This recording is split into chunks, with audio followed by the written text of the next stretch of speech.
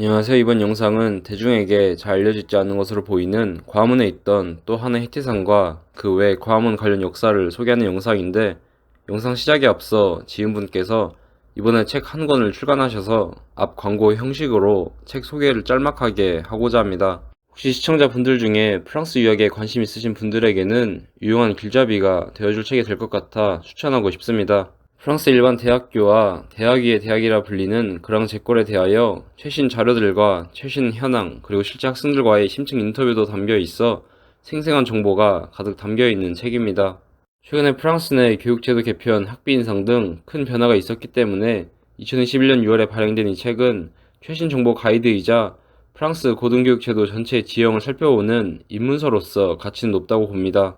국내외 교육제도에 관심 있으신 분이나 프랑스 유학에 관심 있으신 분들에게 큰 도움이 될 것으로 생각되는 이 책의 소개를 이만 마치고, 그 다음 바로 영상의 본 내용을 시작해 보겠습니다. 최근 광화문 광장에 가보시면 곳곳에 공사 중인 모습을 볼 수 있습니다. 2019년부터 단계별로 광화문 광장 재조성 사업이 진행 중이라고 하는데, 관련 사업 내용을 살펴보면 2023년까지 광화문 일대 복원 역시 그 계획의 일부임을 알 수 있습니다. 이 영상에서는 향후 광화문의 복원 사업이 진행되어 지금보다 더 윤택한 모습으로 바뀌어 갔을 때 광화문을 보는 눈이 더 풍성해질 수 있는데 조금이나마 도움이 되고자 하는 바람으로 영상을 진행해 보도록 하겠습니다. 광화문에 가보시면 좌우에 있는 두 마리의 해치가 눈에 띄실 겁니다. 근데 좀 더 눈썰미가 있으신 분들은 해치가 한 쌍 더 있다는 것을 알고 계십니다. 광화문 석축이 귀퉁이에 조각상이 세워져 있는 것이 보입니다. 사실 이 동물 조각상이 해치인지는 알 수 없습니다. 그런 부분은 별도로 하고 옛 사진을 보면 광화문에 또 한 쌍의 해치가 있다는 것을 알 수 있습니다. 월대의 정중앙 언더 부분에도 한 쌍의 동물 조각상이 장식되어 있는 것을 알 수 있습니다. 흔히 이런 계단 난간 부분은 소맷돌이라고 불립니다. 연건 도감이나 건축 관련 옛 기록물들을 보면 한자로 우석이라 적혀 있는데 우리말로 소맷돌이라고 부르는 것 같습니다. 이 소맷돌에도 해치를 조각해 놓았었다는 것을 알 수 있기 때문에 광화문에는 총 3쌍, 즉 6마리의 해치가 있었다는 것을 알 수 있습니다. 그런데 현재 광화문에는 월대 부분이 없기 때문에 이 소맷돌 해치 역시 행방을 알 수 없었습니다. 옛 기사를 보면 적어도 1923년에는 월대가 철거된 상태였다는 것을 알 수 있습니다. 그리고 이때 월대 철거와 더불어 이 소맷돌 역시 제자리를 잃어버리고 유랑의 길이 시작되었던 것 같습니다. 그런데 최근에 제가 찍은 문화재 사진들을 보다가 이것과 닮아있는 것을 발견했는데, 광화문 옛 사진과 유심히 비교해본 결과 광화문 소맷돌 해치라고 확신하게 되었습니다. 그 모양에 있어서도 근정전 소맷돌의 일부를 장식하고 있는 이 용 혹은 기린을 표현한 것으로 보이는 조각상과 굉장히 닮아있기 때문에 당시 경복궁 근정정 재건에 참여하였던 석공 장인 집단과 깊은 연관성이 있는 것으로 보입니다. 현재의 광화문 소맷돌은 경기도 용인시에 소재하는 호암미술관에 보관되어 있습니다. 이것도 어떻게 보면 일종의 국내적 규모의 문화재 유출 문제라고도 볼 수 있기 때문에 앞으로 광화문 월대 복원 공사할 때 본래의 제자리에 돌아가는 것이 맞다고 봅니다. 이런 상징성이 큰 문화재들은 원 위치에 있어 주는 게 그 문화재의 가치가 가장 빛나기 때문입니다. 최근에 삼성가에서 소장하고 있던 미술품 문화재들을 대한민국 정부에 기증해 주었기 때문에 호암미술관에 소장되어 있던 이 소맷돌 역시 본래 자리로 돌아오는 게 훨씬 더 수월하게 이루어질 수 있지 않을까 싶습니다. 광화문은 굉장히 많은 상징 체계로 이루어져 있기 때문에 본래 광화문이 품고 있던 광화문의 상징성을 되살리는 데 있어 이 소맷돌 해치 부분 역시 필수 요소라고 봅니다. 그러면 먼저 광화문에 설치되었던 각종 상징물에 대한 소개를 시작해 보겠습니다. 흔히 광화문의 해치상을 이야기할 때 관악산의 화기를 막기 위한 상징물이라고 이야기되는데, 1860년대 경복궁이 재건되고 그 일부로서 광화문이 다시 세워졌을 당시의 시대 상황을 고려하면 광화문에 설치되어 있는 각종 장식물의 상징성은 단순히 관악산의 화기를 막는 화재 예방의 상징물이라고 보기에는 너무 한가한 이야기라고 봅니다. 이전 영상 일부에서도 언급한 적이 있지만 1860년 북경이 영국과 프랑스 연합군에 의해 함락되고 원명원이 파괴당한 소식은 이후 조선에도 전해집니다. 청나라의 정치 중심지가 털린 것은 조선에게 큰 충격을 주었고, 조선 내부에서는 중화로 상징되는 문명의 수호식이 이전보다 한층 더 강화됩니다. 그런 시대 배경에서 사악한 것들은 배척해야 한다는 척사 유눔이 반포되고 전국적으로 정교를 지키고 사교는 배척하자는 위정척사의 분위기가 확산됩니다. 이런 시대적 맥락과 연결을 통해서만 광화문에 설치된 각종 장식물들의 상징성을 이해할 수 있다고 봅니다. 무엇이 선이고 악인지 분별할 줄 안다는 해치상을 마치 천지인 마냥 하늘 부분, 땅 부분, 그리고 그 중간에 인간계 부분 총 3개 눈높이의 해치가 사방에서 보이도록 세워놓은 것도 당시 급변하는 시대적 분위기와 무관하지 않다고 봅니다. 이외에 석축 부분도 잘 보면 용 조각상이 굉장히 많이 있는 것을 알 수 있습니다. 특히 눈에 띄는 부분은 그 위 광운 여장 부분인데 자세히 보면 8개 문양이 삽입되어 있는 것이 보입니다. 삼라만상을 상징하는 8개를 장식으로 채택한 것에 대한 이면에는 사방에서 몰려오는 미지의 세력들에 대하여 천하가 제자리를 지키며 안정적으로 있기를 바라는 당시 조선의 불안 심리가 담겨 있다고도 생각합니다. 과문에 존재하였던 상징물로서 비교적 최근에야 대중에게 알려진 것이 있는데 저 문짝에 붙여있는 문배도입니다. 조선 잡기라고 1894년 조선을 방문한 어느 일본인이 쓴 책이 있는데 거기에 과문에 무인상이 그려져 있다는 내용을 예전에 본 적이 있습니다. 저는 이때까지 제 상식선에서 무인상이 그려져 있을 법한 부분은 문 안쪽의 천장 부분밖에는 생각을 못했기 때문에 문경 세제에 있는 이 성문처럼 과문에도 이런 식으로 본래는 무인상이 장식되어 있는 줄 알았습니다. 그런데 얼마 전에 문배도라는 것을 뉴스에 접하게 되어 과거 한 일본인이 봤던 게 이 문배도였다는 것을 알게 되었습니다. 그리고 이에 사진처럼 정확히 무엇을 표현한 건지는 모르겠지만 과문 문짝마다 문배도가 붙여 있었다는 것을 알 수 있습니다. 여담으로 앞서 말한 조선 잡기를 읽어보면 거기에는 관우와 장비라는 이야기가 나옵니다. 만약 관우와 장비를 표현한 것이 맞다면 과문 문배도는 조선 후기 왕실이 후원하였던 관제 신앙과의 연관성에서도 생각해볼 거리가 있을 것 같습니다. 역사적으로 관제 신앙은 명나라 멸망 이후 중화로 대변되는 문명을 잇는다는 조선의 개화의식을 표방하는 차원에서 숙종 이래 조선 왕실이 적극 활용한 역사가 있습니다. 동묘, 북묘, 서묘, 남묘의 존재가 이 역사를 잘 보여주고 있습니다. 그리고 만약 이 문배도에 나오는 두 무인이 관우와 장비가 맞다면 조선 왕실이 후원하고 있던 관제 신앙 역시 그 당시 과문의 상징성을 극대화시키는데 활용되었다는 것을 알 수 있습니다. 한편으로 이렇게 비대하다고 느낄 정도로 설치된 과문의 상징물들을 통해 알 수 있는 역설은 그만큼 그 당시 조선에 직면한 현실에 대한 문명의 위기의식이 컸다는 것을 보여주기도 합니다. 이 다음 영상에서는 과문 건립으로부터 60년의 열은 1920년대 과문 철거 위기 때 역사를 소개하겠습니다. 과문이 품고 있는 가치를 잘 보여주고 있는 역사가 1860년대와 더불어 1920년대도 만만치 않다고 보기 때문에 이때의 역사를 다루겠습니다. 1920년대에 들어서면 다음해인 1921년쯤부터 한간에서 과문이 철거될 것이라는 소문이 퍼진 것으로 보입니다. 사실 1915년 조선물산 공진회를 빌미로 조선 총독부는 그전부터 총독부 소속 토목구 영성가를 통해 경복궁 건축물들을 철거하여 민간에 경매로 팔아버리고 있었습니다. 이런 역사 흐름이 있었기 때문에 과문도 언젠가는 철거될 수 있을 것이라는 예상은 그전부터 했었을 것이라고 봅니다. 특히 1915년에 그려진 안중식 화백의 작품 백악 추녀도를 보면 그 당시 사라져가는 경복궁에 대한 안타까움이 잘 녹아 있습니다. 사실 조금 더 과거로 거슬러 가보면 이미 1909년도부터 조선 통감부는 탁지부를 통하여 조선에 있는 행정 성격의 건축물들을 조사하고 있었습니다. 당연히 훗날 식민 통치가 시작되었을 때를 염두에 둔 것으로 이 행정 건축물은 대표적으로 관아 건물들을 꼽을 수 있습니다. 그리고 일제감정기 내내 궁궐을 필두로 전국 각지 소재에 있던 관아 건물들 역시 변형 파괴되어가는 같은 운명을 보여줍니다. 앞서 말한 1915년 조선물산 공진회의 경우는 조선 총독부가 신정 5년간 성과를 전시하고 조선 민중이 그 지식 사상을 개발하도록 하고 많은 내지인들을 초대하여 구체적으로 조선의 실상을 소개한다는 명목으로 대대적인 파괴를 수반한 경복궁 활용으로 이루어진 대규모 행사였습니다. 그래서 1920년대에 들어오면 결국엔 이전부터 이어져 온 경복궁 파괴 흐름이 과문까지 도달하게 된 겁니다. 그런데 광화문의 경우 궁궐의 정문이고 지금도 마찬가지이지만 서울을 상징하는 핵심 공간 중에 하나이기 때문에 광화문 철거 소문은 그 여파가 크게 일어납니다. 게다가 1919년 3.1 만세 운동을 기점으로 조선인들의 현실 인식이 크게 바뀌게 된 것도 광화문을 보호하고자 하는 조선인들의 움직임에 영향을 끼친 것으로 보입니다. 네이션 중에 나라는 잃어버렸지만 민족의 측면에서 본인들의 내셔널 아이덴티티를 중요하게 생각하게 되고 이제는 정체성 지키기 싸움이 시작됩니다. 사실 이 정체성 지키기야말로 일제감정기를 벗어나게 해준 불특정 다수의 가장 큰 독립운동이었다고 봅니다. 조선 총독부의 신정에 감복하여 조선 민중이 그 궤도에 순종하며 따라올 거라는 일제 이상과는 달리 현실은 조선인들의 거센 저항 운동이었고 1919년은 조선인 그리고 일본인 양쪽 모두에게 현실인식의 대전환을 일으키는 역사의 분기점이었습니다. 조선인들의 정체성 지키기라는 새로운 현실의 과제 속에서 예부터 전래되어 오는 문화유산들에 대한 인식 역시 바뀝니다. 기존에는 별 생각이 없던 것들도 조선의 것, 즉 소중한 우리의 것이라고 세상을 보는 눈이 달라지게 됩니다.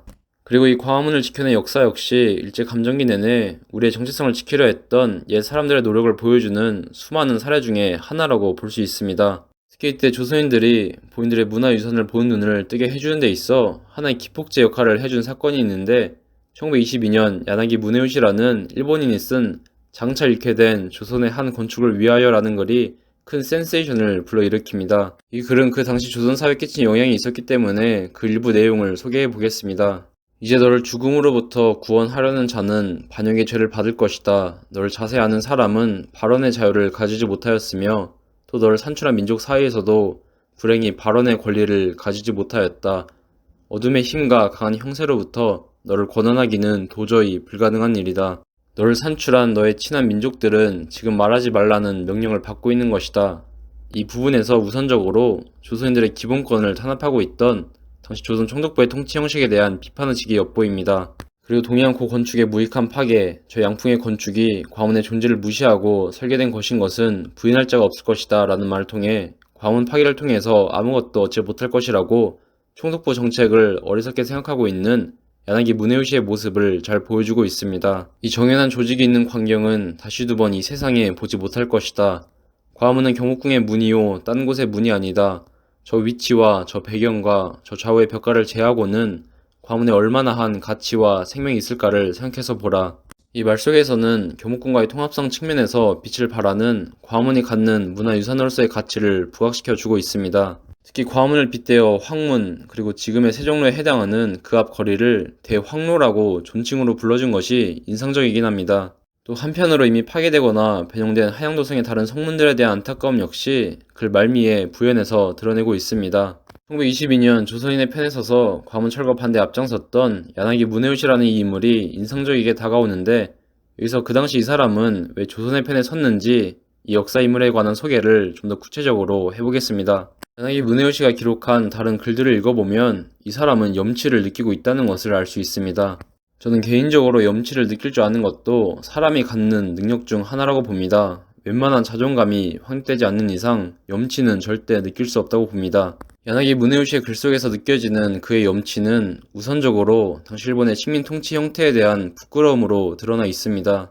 타인을 비하하는 것, 노예시하는 것, 경멸하며 괴롭히는 것, 약자에 대하여 우월의 쾌감을 느끼는 것을 언급하면서 당시 일본의 조선에 대한 행태를 비판하고 있습니다. 한편 일본이 과거 조선을 괴롭혔던 부분을 역사 교육 분야에서 도려내 버리려 하는 1920년대 당시 일제 교육 정책에 대한 비판의식도 엿보입니다. 또한 조선 정벌, 곧 도요토미 히데요시가 일으킨 전쟁을 두고 범죄 행위로 인식하고 있는 것이나 오늘날 조선의 고예술, 즉 건축과 미술품 대부분이 폐퇴 파괴되어 버린 것은 상당 부분 실로 지독할 정도로 왜구들의 소행이었다라고 말한 부분에서도 과거사에 대한 부끄러움을 느끼고 있는 것을 알 수 있습니다. 야나기 무네요시 글들을 계속 읽어보면 현재 일본의 조선 통치의 비윤리적 행동들이 계속될 경우 결국엔 일본에게 독이 될 것이고 그 치명적인 파급 효과를 예상하며 쓴 글들이 있는데 다음 같은 말들이 기억에 남습니다. 만일 이 인륜을 저버린다면 세계는 일본을 적으로 여길 것이다. 그렇게 된다면 망하는 것은 조선이 아니라 일본이지 않을까.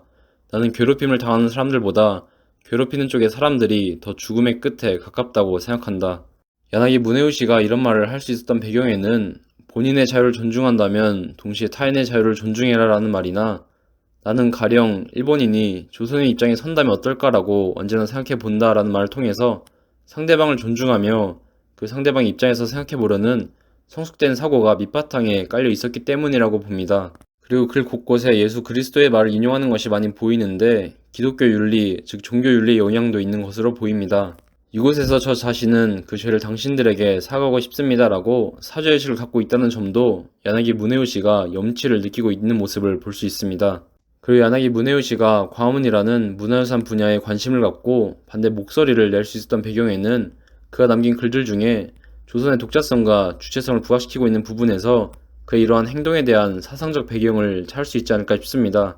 조선의 미의 고유성, 독특성을 언급한 말이나 엄연히 자유라는 조선이다 라는 말이나 조선은 그 예술의 아름다움에 있어 군황의 위치에 나란히 서 있다라는 말 속에서 그런 조선의 주체성을 강조하는 모습이 드러나 있습니다. 그리고 이렇게 독자의 길을 걸었던 이 땅의 미술이 일본의 역사 전개에 있어서도 무시할 수 없는 영향을 끼쳤다는 것을 노골적으로 이야기해주고 있습니다. 일본의 옛적 조선의 예술과 종교로서 최초의 문명을 잉태한 것이다. 오늘날 이것을 감사하는 마음으로 기억하지 않으면 안 된다. 일본의 문명이 조선의 아름다움에 품어져서 탄생했다는 사실은 변하지 않는다. 국보라고 불리는 것, 어물이라고 불리는 것 등 거의 대부분이 조선의 것이라는 것은 부정할 수 없다. 일본의 고예술은 조선에게 은혜를 입었던 것이다. 19세기 개국 이래 메이지 일본에 의해 미개한 조선 프레임으로 점철되어 있던 그 당시 조선에 대하여 그 주체성과 독자성을 재조명해주고 있다는 점은 분명 긍정적인 평가를 받을 부분이라고 봅니다. 그렇지만 야나기 무네우시가 일제 조선 식민통치 그 틀 자체를 부정하진 않았기 때문에 그 이상의 긍정적인 역사 평가를 받기에는 사실 한계가 존재합니다. 그리고 이 사람 역시 시대의 한계에서 자유로울 수 없었으며 흔히 오리엔탈리즘으로 상징되는 이민족에 대한 선입견과 편견을 야나기 무네우시도 보여주고 있습니다. 조선을 여성으로 표현하는 것이나 연약한 존재, 사랑을 받아야 하는 존재, 즉 수동적인 객체로서 묘사하는 부분은 전형적인 오리엔탈리즘의 모습을 보여주고 있습니다. 특히 그가 조선의 미를 규정할 때 이야기한 비에이미 같은 부분은 그가 이 말을 했던 그 당시에도 조선인들에게 많은 비판을 받기도 하였습니다. 사실 광화문만 봐도 1860년대 국가안보 위기 상황 속에 마치 전준태 같은 의미를 품고 탄생한 유산이기 때문에 여기에 비에이미 같은 잣대가 들어갈 자리는 없어 보입니다. 굳이 이 잣대를 광화문에 들이대면 비정함 정도로 타협시킬 수 있을 듯한데 그닥 비에이미는 지금도 그렇지만 그가 살았던 시대에도 공감대가 떨어진 논리였습니다. 오히려 곡선의미, 자연의미 같은 것은 조선인들에게 수용되었고 지금까지도 한국의 미를 규정하는데 부분적으로 사용되고 있는 것들이 있습니다. 영상 주제에서 벗어나지만 야나기 무네우시에 대해 좀 더 이야기해보면 야나기 무네우시는 1920년대 그 당시 일본 정부의 치부를 들추어내고 신랄한 비판을 하고 있다는 점에서 일본 입장에서는 진정한 애국의 실천이라고 봅니다. 이 사람의 글을 읽어보면 본인은 계속 자기 나라를 믿는다 이런 말을 반복적으로 하는데 역설적으로 이 글을 쓸 시점에 자기 나라에 대한 불안 심리가 있지 않았나 싶습니다. 그가 남긴 글 중에 군국주의를 빨리 버려라, 약자를 괴롭히는 것은 일본의 명예가 아니다, 칼로 흥한 자 칼로 망한다고 그리스도가 말하였다 이런 부분에서 앞날에 대한 불안감이 느껴집니다. 우리는 그 다음 역사가 어떻게 흐르는지를 알고 있기 때문에 그 당시 야나기 무네우시의 불안감은 적중했다는 것을 알 수 있습니다.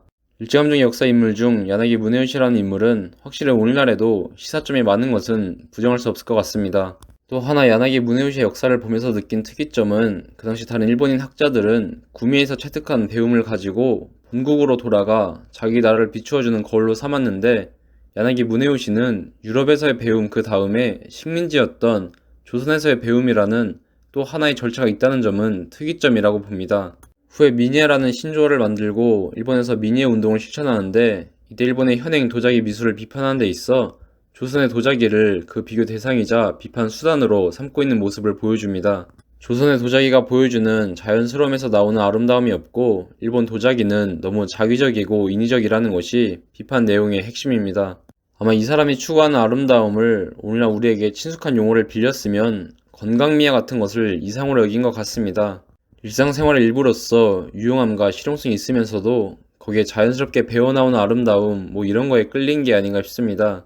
그래서 우리나라 전국 어디에나 흔해 빠졌던 옹기나 개다리 소방 같은 서민들의 일상 연구에 크게 매료된 것 같습니다. 그렇지만 앞에서 얘기했듯 이 사람은 일본의 애국자입니다. 즉 일본 정부의 조선에 대한 대외 정책, 곧 식민통치 그 패러다임 자체를 부정한 사람은 아닙니다.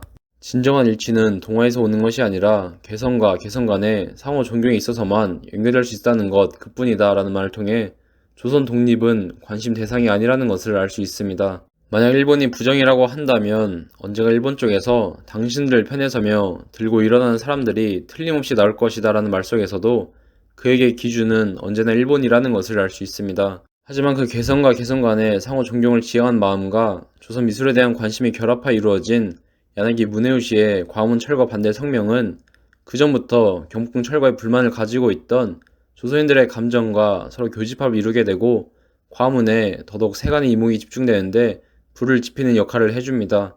결과적으로 광화문은 철거되지 않고 1926년 해체되어 경복궁 동쪽의 건춘문 권역으로 이전되고 조선 총독부가 이곳에 설정한 박물관 권역의 정문으로서 그 역할을 수행하게 됩니다. 한편 광화문 하면 빼놓을 수 없는 해태의 경우 당연히 그 모체인 광화문의 해체 위기 속에서 이 해태상 역시 본래 자리에서 벗어나게 되는 것을 막을 수 없었습니다. 영상 서두에서 소개했던 월대 철거 시점에 해태상 역시 1923년 부업 공진회를 빌미로 월대와 함께 광화문보다 먼저 해체된 상태였다는 것을 알 수 있습니다. 흔히 광화문 해태상 하면 광산의 화기를 막아주는 상징물이라는 말이 많이 회자되는데 이런 속설이 대중에 크게 각인된 계기가 이 1920년대 과문 해체 사건이 크게 한몫하지 않아 싶습니다. 물론 근세 조선 정감 같은 그전 시대에 제작된 기록물들을 보면 이미 관악산 화기와 관련된 속설은 1880년대에도 한간에서 회자되고 있었다는 것을 알 수 있습니다. 그렇지만 1920년대야말로 이 관악산의 화기 이야기가 역사적인 의미를 갖게 된 계기가 아닐까 싶습니다. 그 당시 과문의 해태상이 철거될 것 같은 위기에 맞서 조선 사람들은 해태상이 철거되지 말아야 하는 이유로 해태상은 관악산의 화기를 막아주는 상징물이란 논리를 크게 강조한 것으로 보입니다. 1929년 좀 후대의 기사이긴 하지만 다음과 같은 내용이 나오기도 합니다. 서울에 불이 나면 해태 없앤 탓이라고 한다. 해태와 무슨 관계가 있으랴마는 옛날을 회역하는 것으로만 유일한 위로를 받고 있는 사람들의 가슴은 해태 일망정 그리워하지 않고는 견디지 못하는가 보다. 즉 관악산 화기를 막는 상징물이라는 해태상의 속설에는 100년 전 한 문화유산이 사라지는 것을 막기 위한 옛 선조들의 분투가 녹아 있다는 것도 한 번쯤 기억할 필요가 있는 역사라고 생각합니다. 여담으로 당시 조선 총독부에서는 이런 조선인들의 항의 목소리를 의식해서인지 광화문 거리에서 대대적인 소방 훈련을 실시하는 연출을 보이기도 합니다. 1920년대 광화문 철거 소동은 또 다른 파급 효과를 일으켜주기도 하는데 조선인들의 문화유산에 대한 관심이 당국의 문화재 보호 정책에 대한 관심으로 이어지게 하고 그 끝에 있어서는 총독부의 정책 현실에 대한 비판 의식으로 이어지게 됩니다. 다음과 같이 현행 조선 총독부의 문화재 보호 정책에 대해 일침을 가하는 기사를 보이기도 합니다. 위정 당국자들이 조선의 역사적 고적에 대한 태도를 오이는 때로 의아의 눈으로 보지 않을 수 없음을 크게 유감으로 생각한다. 사적은 사적으로 가치가 있는 것이니 협의한 정책적 편견으로 사적까지 차별하는 것은 너무 천박한 일이 아닌가 한다. 예를 들면 평양의 칠성문과 현무문을 일청역의 기념으로 패를 세워 소개하면서 고구려의 천재 궁지에 대하여는 아무 말이 없다. 현금 조선 위정 당국이 민족 정신의 보존이라던가 조선 문화사의 가치 발행에 대하여 그다지 안타까운 성의를 가졌다고 볼 수 없는 것이 사실. 진정한 규모의 사적 보존은 조선인 측으로 자성자주할 날이 오기만 기다릴 것이다. 그 당시 조선 총독부의 조선 문화재 파괴에 대한 비판의식은 앞서 소개한 야나기 문의의식 말고도 아사카와 타쿠미 같이 조선에 대한 존중의식을 보여주는 일부 소수의 역사 인물이 남긴 기록에서도 엿보입니다. 아름다운 성벽을 파괴하고 장유한 문을 철거하여 되도 않는 순경을 강제하는 모양새의 신사 따위를 거액을 들여 세우려 하는 위정자들의 속을 알 수가 없다. 백악과 근정전, 경회루, 광화문 사이에 무리한 고집부리며 비집고 들어와 앉아있는 것이 어째 부끄러움을 모른다. 산 정상에 올라 바라보면 겸궁 안의 신축 청사 따위 진심으로 바보스러워 화가 난다. 백악산이 있는 한 영원히 일본인의 부끄러움을 드러내 줄 것으로 보인다. 한편 광화문 철거 위기 사건을 계기로 생긴 변화를 좀 더 봐보면 문화유산에 대한 관심도가 점점 더 성숙해가고 있다는 점도 언급하고 싶습니다. 예를 들면 광화문이 하나의 예술의 반열에 오르면서 이 예술작품의 제작자, 곧 장인들에 대한 관심으로도 이어집니다. 그래서 김선양이라는 인물이 도편수로서 광화문 제작에 참여했다는 것을 알려주고 있습니다. 그리고 철거 위기 속 광화문에 대한 관심은 또 다른 보존 위기 속 문화유산들에 대한 관심으로 이어지는 효과를 낳았습니다. 조선 총독부 신청사 건설과 더불어 철거되었던 영재교와 그 주변부 성록 4마리를 사람들에게 알리려는 노력이 대표적인 사례라고 볼 수 있겠습니다. 이렇게 1921년 이래 광화문 철거에 대한 위기의식과 거기에 대한 저항 덕분에 제자리를 잃긴 했지만 광화문은 그 존재 자체를 지켜내는 데 성공합니다. 여담으로 이때 해체 이전을 하면서 기록으로 남긴 도면도가 있는데 2008년 목조 광화문으로 원형 복원을 할 때 큰 도움을 주기도 합니다. 그리고 1926년 동쪽으로 이전시키기 위해 해체 작업이 진행되었을 당시 또 하나 소개하고 싶은 역사가 있는데 당시 발견된 광화문 상량문입니다. 광화문의 정체성을 파악하는 데 있어 이 상량문만큼 좋은 자료가 없기 때문입니다. 발견 당시 기록을 보면 이 사진과 같이 보존 상태는 좋지 않았던 것으로 보입니다. 우선적으로 본래 상량문을 보관해야 했던 함이 소실된 상태였고 그대로 외부에 노출되었기 때문에 상량문은 새똥과 쥐 오줌으로 범벅이 된 상태였다고 합니다. 그 당시 광화문 관련 기사들을 보면 문로 안에서 죽은 시체가 발견되었다든지 하는 기사가 보이기도 하는데 노숙인 혹은 불황자들이 쉽게 접근할 수 있었던 것 같습니다. 2008년 숭례문 화재 당시 관련 기사에도 노숙인들이 그 전부터 숭례문을 안방처럼 사용했다는 증언이 있는 것을 보면 왕조의 몰락 이래 도성의 성문들은 노숙인들의 숨겨진 거처 역할을 하지 않나 싶습니다. 어쨌든 어느 시점에 어느 불황자 손에 의해서 광화문 상량문 함은 사라진 것 같습니다.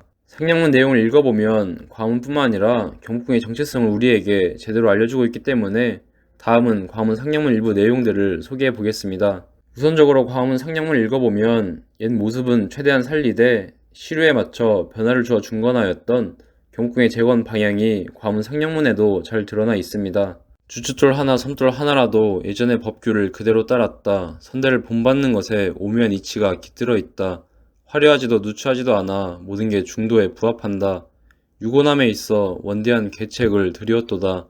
건물을 장대하고 화려한 모양새에 이르게 한 것은 새롭게 짓는 것임을 아뢰니 옛 문설주와 문지방은 옛 제도를 모방하였다. 이렇게 선대의 구습을 그대로 모방하려고 하는 것은 왕조 미술의 특징 중 하나이기도 합니다. 예를 들면 태조 이성계의 건흥릉에 가보시면 이런 모방 미술을 볼 수 있습니다. 아마 저렇게 옛 모습을 모방하려는 목적은 과거 현재에도 한결같이 이어지고 있다는 왕조의 영속성과 그 맥락 속에서 선왕의 권위를 빌려와 본인의 권위를 드높이려는 선전 효과를 만들어내려는 목적으로 보입니다. 이런 왕조의 모방 미술은 세계 곳곳에서도 엿보이는데 수천 년이 지나도 양식에 큰 변화가 없이 이어지는 저 파라오 왕조 미술이 가장 대표적인 사례가 아닐까 싶습니다. 그 다음 다른 과문 상령문 내용 중에 가 국이 기쁨을 함께하는 것은 윗사람에서도 나타나고 아랫사람에서도 드러난다. 조야가 서로 경화하고 함께 말하기를 한결같도다 함께 말하기를 위대하도다 하였다. 백성들의 시간을 뺏지 않도록 진념하였지만 모두 아비의 일과 같이 따라주었다. 이 부분을 보면 1860년대 국가안보의 위기 속에서 신분 고하를 막론하고 온 나라 사람들을 경복궁 재건을 구심점으로 단합시키려고 했던 흥성대원군 정권의 국정 방향이자 희망 사항이 저 말 속에서 엿보입니다. 그 당시 국가 위기 속에서 나라가 흔들리지 않기를 바라는 염원은 상령문의 마지막 구절에서 가장 잘 나타납니다. 인을 관문으로 삼고 을을 빗장으로 삼아 자자손손 큰 복을 누리리라. 흔들리지 않는 큰 기초를 세우고 태산 반석처럼 놓아두어 태평 만세를 열었으니 그것을 수역춘대의 경지에 오르게 하리라. 특히 유교의 핵심 이념인 인과 을을 마치 요새 빗대어 표현한 것이 눈길을 끕니다. 그 당시 다른 사료를 읽어보면 경복궁 재건의 필요성을 역설할 때 경복궁이 유교 이념들이 전국에 퍼지게 된 시작점이었다는 것을 강조하기도 하였는데 그런 맥락을 고려하면 이 구절에서는 기존 조선사회 윤리관과 가치관을 재확립하여 국가 위기를 잘 넘기길 바라는 흥성대원군 정권의 바램으로 읽힙니다. 이외에 과문의 건축적 특징이 담겨있는 구절도 눈길을 끕니다. 휘감기에 있는 것이 마치 무지개가 달을 머금은 형상이고 구불구불한 것이 마치 붉은 교룡이 태양을 떠받드는 모양새이다. 저기서 무지개와 붉은 교룡은 과문 건축의 주요 특징을 이루는 저 세 개의 홍해를 비유한 말입니다. 그리고 그 무지개와 붉은 교룡이 머금고 떠받들고 있다는 달이나 해는 당연히 임금님을 상징하는 말입니다. 개인적으로 과문 상령문 내용 중에 가장 앞거는 다음 부분이지 않을까 싶습니다. 이에 우뚝하게 문을 세우니 교화의 추기가 돌아오고 밝은 곳을 향하네. 이때 천창을 성상께서 열으시니 그 방향은 곧 북두성이 남쪽을 가리키는 것이다. 뒤돌아보면 법궁 청정의 곳이다. 신경을 도읍으로 정한 때부터 뒤에는 높은 산이 있고 큰 강을 마주보고 있으니 왕업이 중황의 털을 잡고 있다. 여기서 표현된 단어들 중에 천창, 제거 이 단어들이야말로 경복궁에 어떤 상징이 부여되었는지를 노골적으로 잘 말해주고 있습니다. 경복궁이 품고 있는 상징은 자미연으로 경복궁은 천재가 사는 곳을 이 땅에 구현한 상징의 공간입니다. 현존하는 문화유산들 중에 자미연을 구현한 사례는 자금성이 대표적입니다. 경복궁에 자미연의 상징성을 부여 만들었다는 말은 사실상 조선 임금이 천자의식을 표방했다는 것을 의미하는 겁니다.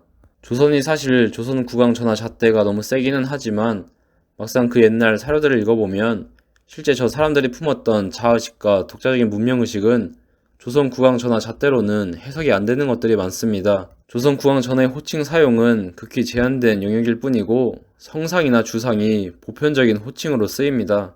또 다른 호칭 중에 상감마마나 임금님의 경우는 아예 중원과 여지파 부분을 보여주는 이 땅의 독자적인 세관이 담긴 이름이라고 볼 수 있습니다. 상감마마 그리고 임금님은 아마도 신라의 마립관과 이사금이라는 지존의 호칭이 관습적으로 계속 전승되어 온 게 아닌가 싶습니다. 신라시대 역사를 보면 각간, 대각간, 태대각간 등의 호칭들이 보이는데 저는 이게 왕중한 개념이 이 땅의 경우에는 마립관으로 표현된 것으로 보고 있습니다. 마립관에서 마립은 머리 혹 마루를 뜻한다는 어원설이 있기도 합니다. 다시 말하면 여러 각간들의 우두머리로서 마립간이라는 절대 지존의 말이 탄생한 것으로 보이고, 이게 시대의 변화에 따라 상간마마라는 호칭이 되어 조선에도 계속 사용되어 온 것으로 보입니다. 조선왕조 실록에도 상감에 대한 친절한 설명이 있는 구절이 있습니다. 국석에서 주상을 부르기를 상감이라고 한다. 상감이라는 말이 굉장히 오래전부터 관습적으로 사용되어 온 옛날 말이라는 것을 알 수 있습니다. 정조실록에 써져 있는 말인데, 조선 후기 풍속화나 진경산수화가 보여주듯 그 시대 본인들에 대한 관심도가 급증했던 당시 시대 상황 속에서 어느 이름 모를 사관이 저렇게 친절하게 국속에 관한 부연 설명을 덧붙여 준 게 아닌가 싶습니다. 개인적으로 저 사관의 친절함을 고맙게 생각합니다. 상감마마와 더불어 영감이니 대감이니 조선사의 보편 호칭 문화 속의 감 역시 과거부터 계속되어 온 각간, 간, 한, 아간, 그리고 좀 더 멀리 북방 쪽에서 불리우는 칸, 가한과 같은 성격의 말로 보고 있습니다. 지봉유서를 보면 흥미로운 구절이 있는데, 이 땅의 세계관을 볼 수 있는 하나의 실마리 역할을 해주는 구절이라고 보기 때문에 좀 길긴 하지만 그대로 인용하겠습니다. 이재현이 말하기를 신라 때에는 그 임금을 마립간이라 부르고 그 신하를 아간이라고 했다. 시골 마을에 사는 사람들까지도 간이라는 글자를 그 이름 밑에 붙여서 불렀으니 이것은 대개 서로 존경하는 말이다 라고 했다. 나는 상고하건대 우리나라 방언에 간의 음은 한이니 채소 씹는 자를 가리켜 원두한이라 하고 물고기 잡는 사람을 어부한이라고 하는 것과 같다. 두부 만드는 자를 두부한이라고 하는 것 또한 마찬가지이다. 대개 방언에는 큰 것을 가리켜 한이라고 한다. 그런 때문에 하늘을 한이라 하는 것도 역시 이것이다. 간 혹 한은 이 땅에 사는 사람들의 언어 생활 속에서 극존칭을 의미하는 단어로 사용되어 왔다는 것을 잘 보여주는 사례입니다. 7세기 이 땅의 헤게모니를 장악한 세력이 신라가 아니라 백제나 고구려였으면 아마 다른 식의 호칭이 마립간의 자리를 차지했을 것으로 보입니다. 하지만 결국 신라가 패권을 장악했으니 마립간이 여러 시대를 거쳐 조선시대의 상간마마로서 자리매김한 것으로 보고 있습니다. 즉 마립간이라는 호칭은 이 땅에서 절대 지존을 부르는 말로 이후 시대의 흐름에 따라 한자 문화의 영향을 거치며 밑 상자와 볼 감자가 합쳐 상감이라는 좀 더 그럴듯한 표기법으로 다듬어진 게 아닌가 싶습니다. 저는 이곳에 존재하였던 독자적인 천하가는 조선 초기 일본인 사신이 보낸 편지에서 적나라하게 잘 드러나 있다고 봅니다. 일본의 경우 바다라는 최고 요새가 있었기 때문에 우리에 비해서는 중화 세계와의 접점에 있어 여지파 부분이 더 넓었고, 그만큼 상대적으로 중화 세계에 구애받지 않았기 때문에 금상 황제 폐하는 삼왕의 위에 있으시며 만국을 순박하게 하신다라고 이 땅의 천하간을 오히려 당시 일본 사신이 노골적으로 잘 표현해주고 있다고 봅니다. 여담으로 왕중왕 개념은 세계 다른 지역에서도 볼 수 있습니다. 예를 들면 에티오피아의 네구스들의 네구스가 그러하고 페르시아의 샤들의 샤가 그러합니다. 중원의 경우에는 전국 시대를 거쳐 탄생한 황제라는 호칭도 왕중왕 개념에 해당한다고 볼 수 있습니다. 물론 지역마다 환경, 사회, 문화, 종교 등의 요소가 다르기 때문에 그 표현 방식이나 거기에 품고 있는 의미는 다르겠지만 왕중왕이라는 기본 뼈대는 공통된다고 봅니다. 100년 전 일제감정기 우리의 정체성을 지키기 위해 이분이 쓴 글에서도 상감마마를 이 땅의 세계관 속 천자의 개념이라고 규정하고 있는 모습을 볼 수 있습니다. 이런 독자적인 세계관, 자존의식을 찾아내는 이유는 국뽕의 영역이 아니라 역사 전개를 파악하는 데 있어 중요한 역할을 해주고 또 역사를 해석하는 데 있어 중요한 눈이 되어주기 때문입니다. 이 여지파 부분이야말로 독자에겐 정체성을 만들어주는 구심력이자 만약에 외부 팽창 세력들이 접근할 경우 거기에 저항하여 이탈하려는 원심력이 되어줍니다. 19세기 네이션의 시대에 들어가고 본격적으로 그 시대에 맞게끔 내셔널 아이덴티티를 만들어갈 때 이 땅의 경우 이 여지파 부분이야말로 그 새로운 정체성 형성의 원동력이 되어주었고, 오늘날 우리나라의 정체성에 있어 핵심 부분인 대한 역시 앞서 말한 한의 세계관과 연결되는 흐름을 보여주고 있습니다. 일제감정기 나라를 잃었을 당시에도 이 독자적인 문명의식, 자존의식이야말로 독립운동의 힘이 되어주기도 합니다. 1919년 독립선언서에도 왜 우리가 독립을 해야 하는지 그 정당성을 설명하는 근거 중에서 이 유구한 역사에서 나오는 자존의식이 스며 있습니다. 다음으로 한 사례를 소개하고 싶은데, 일제감정기 조선과 똑같이 일본 제국의 지배 밑에 있던 류큐인이 조선인을 바라보는 시각이 담긴 글입니다. 조선인이나 타이완인처럼 자기들의 풍속 습관을 훤히 드러내고 내지에서 생활할 수 있는 대담함은 류큐인 인텔리들에게는 없는 재주였다. 류큐인의 시각이라는 점이 흥미로운데, 여기서도 앞서 이야기한 자존의식이 줄곧 있어 왔기에 저렇게 나라가 이런 상태에서도 선조들은 본인들의 정체성을 지켜낼 수 있었다고 봅니다. 그리고 끝까지 정체성을 잃어버리지 않았기 때문에 오늘과 같이 국가를 다시 유지할 수 있게 된 겁니다.